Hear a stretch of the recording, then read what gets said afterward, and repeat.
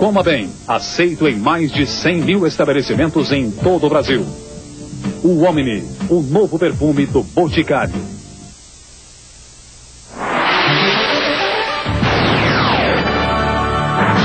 Atenção, emissoras da Rede Manchete, para o top de 8 segundos.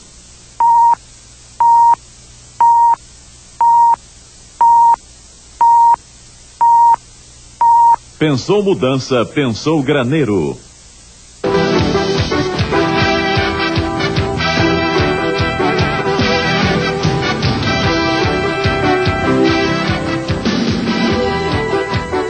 O governo federal está apresentando para discussão um projeto com mudanças nas regras para dispensa de pessoal. As grandes novidades são a demissão por causa tecnológica ou econômica e a demissão coletiva. Criar novos argumentos para demissão em época de desemprego pode ser um convite ao emocionalismo. Mas a discussão se faz necessária. É preciso compatibilizar os programas de modernização das empresas com a garantia social da oportunidade do trabalho.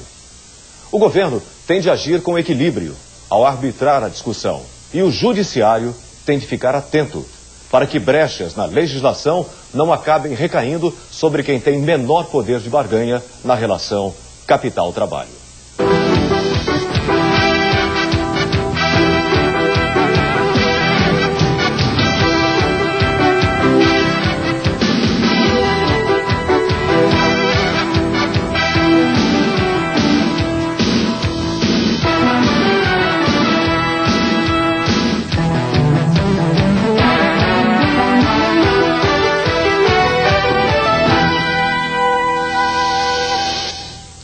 Acidente em elevador, tiroteio, prisão.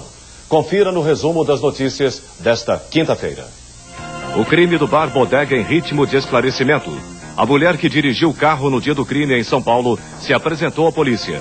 2 acusados já estão presos. Durante o assalto em agosto deste ano, foram mortos um dentista e uma estudante. Tentativa de sequestro provoca intenso tiroteio numa das avenidas mais movimentadas do Rio. 3 sequestradores foram cercados e mortos pela polícia. O pintor Sidney Queiroz, operado para retirar uma faca da cabeça, recebeu alta do hospital em São Paulo. E nesta quinta-feira, na zona leste da capital, um jovem também foi encontrado com uma faca enfiada na cabeça. Ele foi operado, mas seu estado é grave. Um exame de DNA revela o assassino de uma dona de casa estuprada e morta há 5 meses, na zona sul da capital paulista. Garota de 21 anos morre presa no elevador de carga em uma loja de São Paulo. Fabiana da Silva estava grávida de 3 meses. Ela era representante de uma fábrica de brinquedos e estava na loja a trabalho. O presidente da CUT, Vicente Paulo da Silva, o Vicentinho, encerrou a greve de fome de 24 horas em frente ao Palácio do Planalto. Ele acusou o presidente Fernando Henrique Cardoso de falta de sensibilidade para com os trabalhadores. General demitido por irregularidade na compra do Banforte pela Fundação Habitacional do Exército afirma que o ministro Zenildo Lucena estava a par de todo o negócio. O contrato fechado em agosto envolveu 39 milhões de reais e prevê a cogestão administrativa do Banco de Fortaleza, o Banforte, pela Fundação Habitacional do Exército. O banco tem 13 agências, 300 funcionários e registrou no primeiro semestre do ano prejuízos de 6 milhões de reais. O negócio, de acordo com o deputado federal Augusto Carvalho, teria sido fechado com o uso de patrimônio público. A Fundação Habitacional do Exército tem pegado imóveis que pertençam à União, né, e tem feito uma triangulação, tem feito um repasse para incorporadores, para empreiteiros aqui de Brasília, sem o necessário processo de licitação. Segundo o Ministério do Exército, toda a transação para a compra do banco foi feita sem o conhecimento do ministro Zenildo Lucena e do alto comando. O próprio ministro foi ao presidente Fernando Henrique pedir a exoneração de 3 diretores da Fundação Habitacional. O general Valdsten Kimmel foi afastado da presidência, o ex-ministro general Romildo Caim do Conselho de Administração e o bacharel Rubens Goldenberg da suplência do Conselho. Hoje, o ex-presidente da Fundação Habitacional, general Kimmel, divulgou uma nota oficial. No documento, ele afirma que o ministro estimulou a compra do banco. O senhor ministro do Exército tinha conhecimento antecipado das negociações que poderiam culminar com a compra de ações do Banforte, só recebendo de Sua Excelência estímulos para a conclusão do negócio. O Ministério do Exército também divulgou uma nota explicando que o ministro, ao ser informado sobre as negociações com o Banforte, determinou que toda a proposta fosse apresentada ao alto comando. A reunião aconteceu no dia 25 de setembro e, segundo a nota, estabeleceu que a Fundação Habitacional deveria aguardar a aprovação do Banco Central. Ainda, segundo o Ministério, no dia 11 de outubro, o ministro recebeu uma carta do Banco Central comunicando que o contrato já havia sido assinado no dia 22 de agosto. O piloto Armando Luiz Barbosa, que fez o último voo com o avião da TAM antes da tragédia de 31 de outubro, nega para a imprensa que o aparelho tinha pequenos defeitos. Mas para o delegado que cuida do inquérito criminal, ele reafirmou que a aeronave tinha problemas graves. Armando Luiz Barbosa prestou depoimento durante 4 horas à Polícia Civil de São Paulo. Ele foi o último comandante a voar com o Fokker 100 entre Caxias do Sul e São Paulo na manhã do dia 31, quando aconteceu o acidente. Aos jornalistas, o piloto disse que percebeu apenas pequenos problemas mecânicos. São irrelevantes para esse caso, são irrelevantes, são rotineiras e... Que problemas é? Não.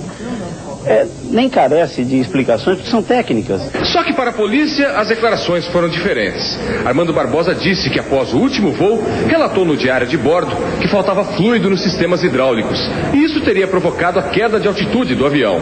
Para dar exemplo da gravidade do problema, o comandante disse que não faria um novo voo se antes o aparelho não passasse por reparos. As declarações do piloto teriam que ser confirmadas. Para isso, foi convocado o chefe da manutenção da TAM, Rui Amparo. O depoimento durou mais de 3 horas. Agora à noite, a assessoria da presidência da TAM confirmou que o problema dos sistemas hidráulicos foi percebido e que o fluido que abastece o equipamento foi completado minutos antes do avião decolar e cair sobre o bairro do Jabaquara, na zona sul de São Paulo. Pois é, a TAM confirmou que o avião chegou a São Paulo com um nível de fluido semihidráulico baixo, mas que antes de decolar, o fluido foi completado. As declarações do piloto foram divulgadas pelo delegado Romeu Tuma Júnior, que preside as investigações policiais sobre o caso. O advogado do piloto negou que ele tivesse dito que não voaria com o avião naquelas condições. A seguir, Michael Jackson diz que vai casar de novo e as providências do TSE para o segundo turno da eleição municipal. Verdade volta em 3 minutos.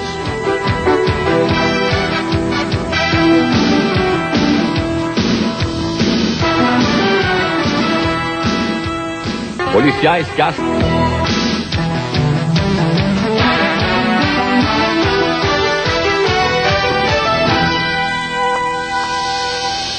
Apenas um jogo foi disputado agora à noite pelo Campeonato Brasileiro. Em Belo Horizonte jogaram Cruzeiro e Coritiba. O jogo terminou empatado em 0-0.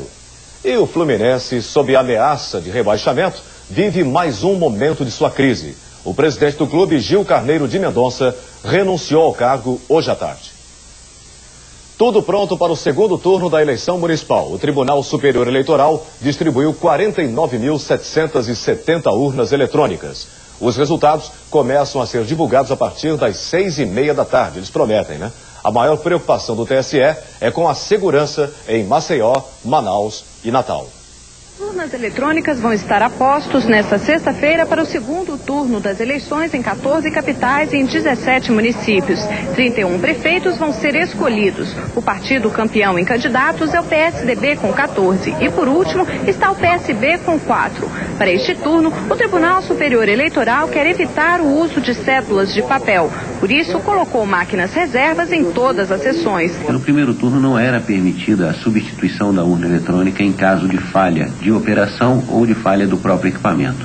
Agora já é possível a substituição, então nós colocamos técnicos que providenciarão essa substituição, assim como urnas sobressalentes para viabilizar a substituição da urna.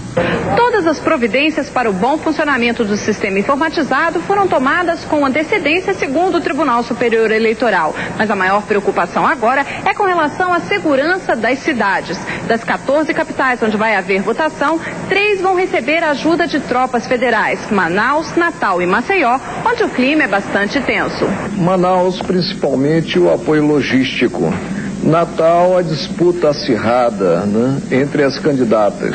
E Maceió, a situação especialíssima da força local que, segundo temos notícia, né, está aquartelada, ou seja, não está saindo dos quartéis. No primeiro turno, Fernando Henrique Cardoso tinha candidato. Agora, o presidente faz segredo do voto. Carlos Chagas.